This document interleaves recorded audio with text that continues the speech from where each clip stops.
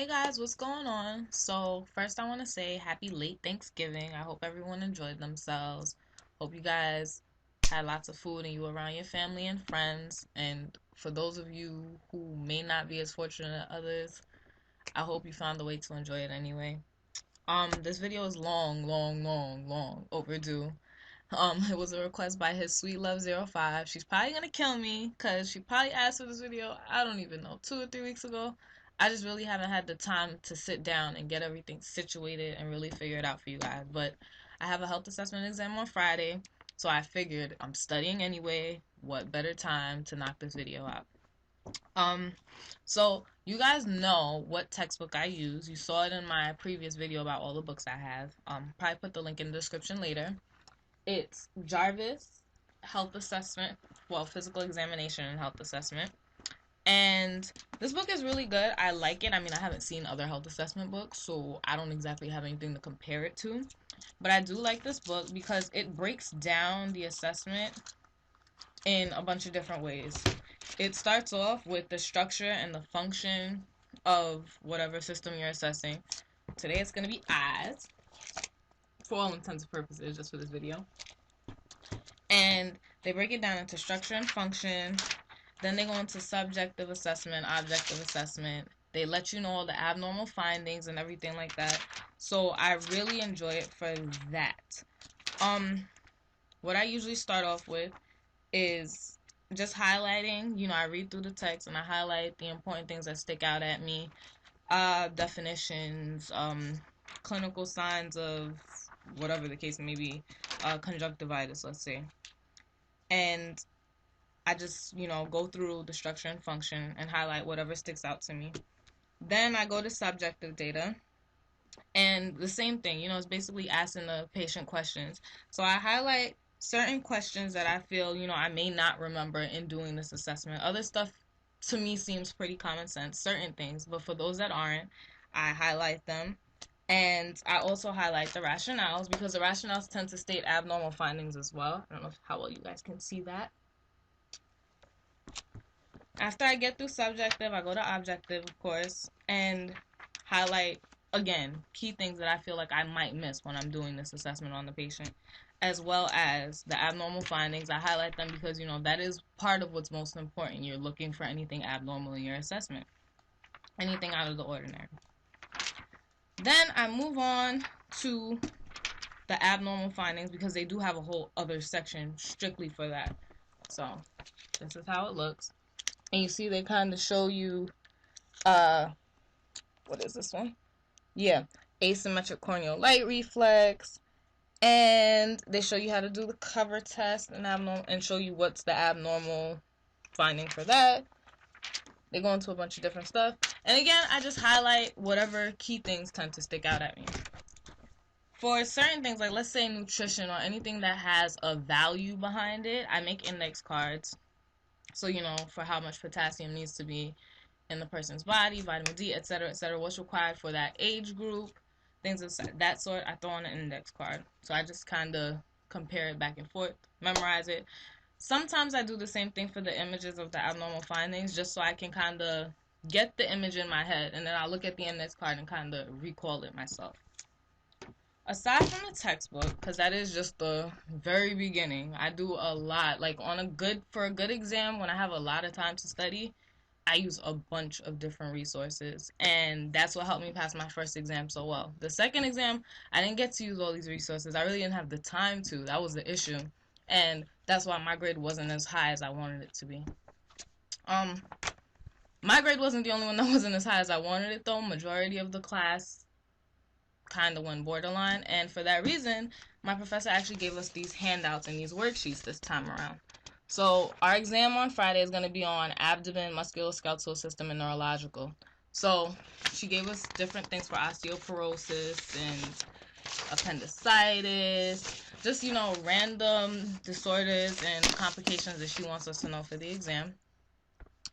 Aside from that now, because that is a new resource, what I use is The Point by Lippincott, Williams, and Wilkins, and they're actually the makers of my fundamentals textbook, but I like The Point because they do offer like NCLEX questions, and watch and learn videos, things of that sort. So let's see, just going into it right now. They have a whole chapter on assessment. As you can see, chapter 25 is devoted to assessment. So I watch these videos. We were talking about eyes, right? Okay, eyes. And I watch these videos just to kind of help myself remember. Now to the eyes. Okay, you recently had a vision test and a fundoscopic that go exam, with the right? assessment. That's right, about 2 weeks ago. Everything checked out fine. Great. Then we'll go right to inspecting the You can edit that out. external eye. You'll look for abnormalities with the eyelashes, the eyelids, and the overall So yeah, we're not position about of to the watch eyes. this whole video, Okay, just look at but me. you see what kind of goes into it. So I like to use the point for that. Aside from that, let me see. I don't think there's anything else on here that I use. Just trying to remember.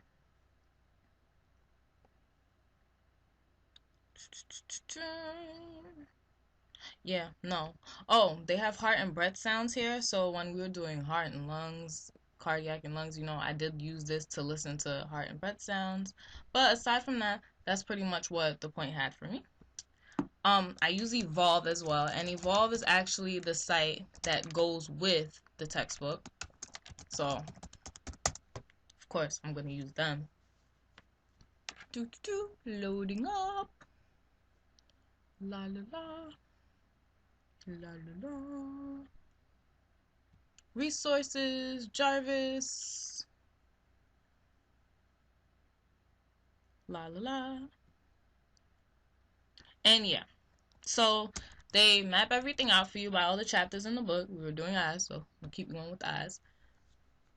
And I like Evolve because when it comes to fundamentals, they give you the videos, their learning objectives, or their outlines, I should say, that they kind of give you for the chapter. Very scant, very vague. I don't like it. It doesn't provide a whole lot of detail. But when it comes to Evolve and health assessment, they have all these different things. They have animations. They show you all these clinical references and give you these checklists to, use at the bedside and during your physical exam. What I definitely always use, I'll come here to key points, print, and I download the outline basically. Like they give you an outline of the chapter and I download that. So let's open this up.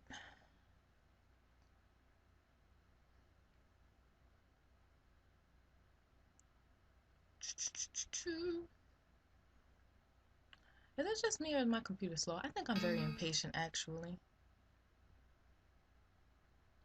I don't like that. Let me see. Do I have this already? I also have a whole folder dedicated to health assessment, Nursing 100. And this is actually this is a folder in a folder. I have my Nursing 100 folder. And then I have an Exam 3 folder. So that's everything in here. Yeah, I didn't even get to download the notes for this yet. And now it's giving me a hard time. But you guys get what I'm saying. Like, they have key points, outline. Let me see. Can I find another one? Just to give you an idea of what it looks like. Like, I really do like how it goes. Oh, there we go. So this was from Exam 1. This was skin, hair, and nails. And these are the outlines that they give you. And it really condenses the entire chapter. And you see they point stuff out. And what I would normally do now is I go off of their outline, but then as I read through the chapter myself, I add extra stuff. So, because you can edit this, and I would just, throw something else in here. I don't know. Eyes, skin, nails. I don't know. I just type random stuff in and, add extra notes as I go along with it. And I find that very helpful. Then I would print it out sometimes and, go over it on paper, the hard copy. A lot of times I just leave it on the laptop and work like that. And then aside from that, y'all see my granny? Wasn't she beautiful? Okay, anyway. Aside from that, I would use Davis's Q&A for the NCLEX examination because, all our tests are NCLEX style regardless. So I would go on, click, go, let's go. Yeah. No, I don't want to update right now. we'll go on this and just find random questions that I wanted to do, you know. Say fluid and electrolytes, nursing process assessment, start new quiz. Well, we'll just go to start the quiz. Fluid and electrolytes, whatever. And they give you lots of questions depending on the topic. Some give you more questions than others, and you know, I would go through this.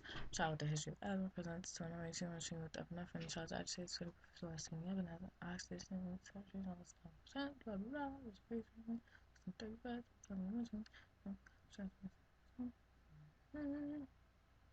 and you know, you'd go through the question, answer it. Oh, ooh, where'd that go?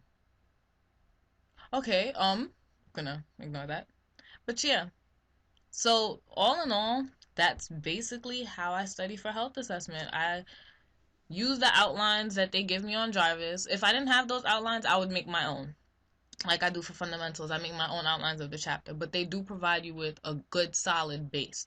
So I use their outlines and just continue off of that, highlight in the textbook, try to answer as many NCLEX questions as I can. I have Davis's Q&A. I also have this thing called Springhouse that my professor gave us over here.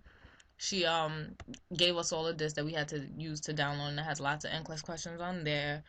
I'm using the worksheets that she gives us now, and I use the watch and learn videos and pray. I pray. So pretty much that's about it, guys. I hope this video was helpful. His Sweet Love 05. Again, I'm sorry, honey, it took so long, and I hope it's helpful to the rest of you guys out there. I guess that's it, guys. Have a good night.